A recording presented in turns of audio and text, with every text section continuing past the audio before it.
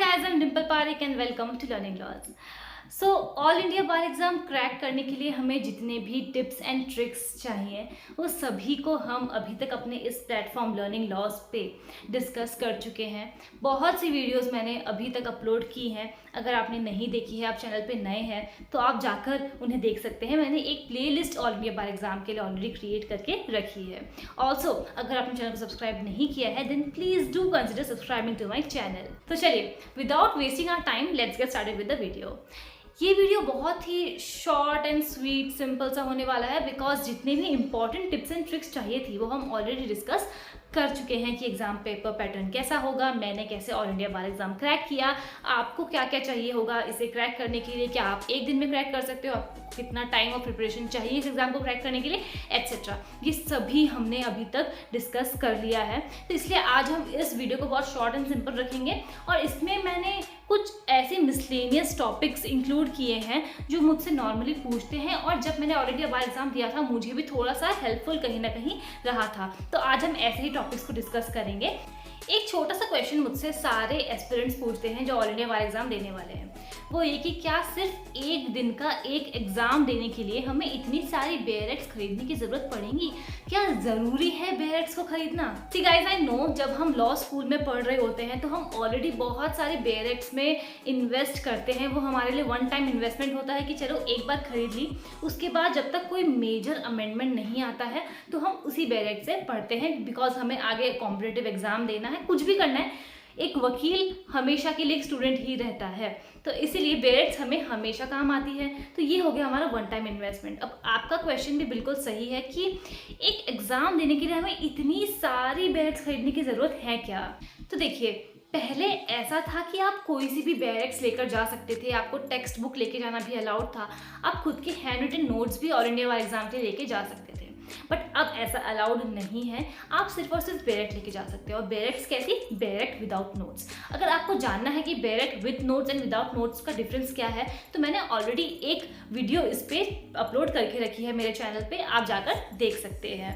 So basically पहले आप कोई सी भी बेयरेक्ट्स लेके जा सकते थे बट अब आपको सिर्फ और सिर्फ लेके जाने हैं बेयरेक्ट विदाउट नोट्स। और जो बेयरेक्ट्स हम लॉ स्कूल में बाय करते हैं, इन्वेस्ट करते हैं जिन पे, वो सभी बेयरेक्ट विथ नोट्स होते हैं। इसलिए अगर आपको ऑल इंडिया बार एग्जाम देना है तो आपको बेयरेक्ट्स डेफिनेटली खरीदनी पड़ेंगी। बट यहाँ पर एक छोटी सी टिप तो क्या ही कह सकते हैं इसे, मैंने क्या किया था ये मैं आपके साथ ज़रूर शेयर कर सकती हूँ। मैंने दिल्ली बार काउंसिल के अंदर रजिस्ट्रेशन किया था खुद का। सो जब मैं एग्ज़ाम देने के लिए गई थी ऑल इंडिया बार एग्ज़ाम तो दिल्ली में मेरे बहुत से सीनियर्स थे उस वक्त बेस्ड जो वहाँ पर रह रहे थे और जिन्होंने पहले ही ऑल इंडिया बार एग्ज़ाम दे दिया था। तो इसलिए जब एग्ज़ाम देने की बारी आई तो मैंने बेयरेक्ट्स एक भी नहीं खरीदी बिकॉज मैंने अपने सीनियर्स से बोरो कर ली थी। सो ये आपके पास एक ऑप्शन है कि अगर आप बेयरेक्ट्स खरीदना नहीं चाहते हैं बिकॉज फालतू में 1500-2000 रुपये खर्च आपके हो जाएंगे तो कोई बात नहीं, आप मत करो। अगर कोई सीनियर है जिसने रिसेंटली, मैं रिसेंटली कह रही हूँ बिकॉज पहले के जो ऑल इंडिया बार एग्जाम हुए हैं उसमें बेयरेक्ट विद नोट्स लेकर जाते थे, तो इसलिए रिसेंटली जो लास्ट के 1 या 2 एग्जाम जिसने दिए हैं उनके पास अगर बेयरेक्ट विदाउट नोट्स हैं तो आप उनसे बोरो ईजिली कर सकते हैं। अगर आप बेयरेक्ट बोरो कर लोगे तो ऑब्वियस सी बात है आप मनी बचा लोगे और उस मनी को कहीं और इन्वेस्ट कर पाओगे।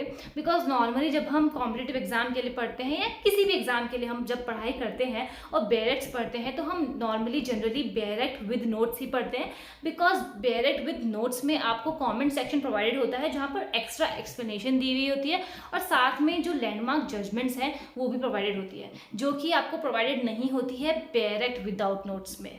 नाउ ये डिस्कशन हमारी कंप्लीट होती है कि बेयरेक्ट खरीदना है या नहीं खरीदना है। अब आगे बढ़ते हैं। देखो कई बार क्या होता है जब हम बेयरेक्ट्स खरीदने जाते हैं तो हम ऑब्वियसली बात है पूरा सेट खरीदते हैं और जब हम पूरा सेट खरीदते हैं तो कई बार होता है कि 2 या 3 बेयरेक्ट्स में छूट जाती हैं, प्रोवाइडेड नहीं होती है, या कुछ ऐसी बेयरेक्ट जैसे कंपनी लॉ है, बहुत मोटी बेयरेक्ट है उसकी, तो पॉसिबल नहीं है कि हम दोबारा उसे, और महंगी भी आती है ऑब्वियसली बात है, तो हम क्यों उसे बेयरेक्ट विदाउट नोट्स खरीदेंगे। तो पॉइंट ये है कि अब हम क्या करें, हमारा पेपर छूट जाएगा, यानी कि 10-15 क्वेश्चन हो सकते हैं जो बेयरेक्ट्स प्रोवाइडेड नहीं है या कंपनी लॉ है उसमें से आ जाए। तो अब आप क्या कर सकते हैं? तो कोई बात नहीं, जल्दी से एक सीक्रेट बता देती हूँ। जब आप ऑल इंडिया बार एग्जाम देने जाते हो, इजी टू मॉडरेट लेवल होता है एग्जाम का और माहौल पूरा एग्जाम वाला ही होता है, ऑब्वियस सी बात है। बट टीचर्स भी है ना सेंटर्स पे काफ़ी कंसिडरेट होते हैं, उन्हें पता होता है कि पॉसिबल नहीं है इतने सारी बुक्स को लेके जाना और खरीदना। तो इसलिए वो कंसिडरेट होते हैं। आप चीटिंग नहीं कर सकते हो, बट अगर आपको अचानक से कोई ऐसी बैलेट है जो आप भूल गए हो और आपको चाहिए, तो आप टीचर्स से बोल सकते हो, वो अरेंज करवा देते हैं आपके लिए बैलेट किसी और से लेकर।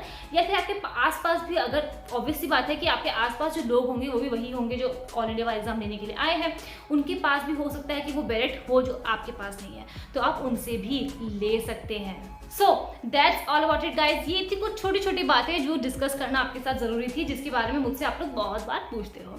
तो चलिए मिलते हैं अगली वीडियो में, जहां हम बात करेंगे और भी कुछ ऐसे ही टॉपिक्स पे।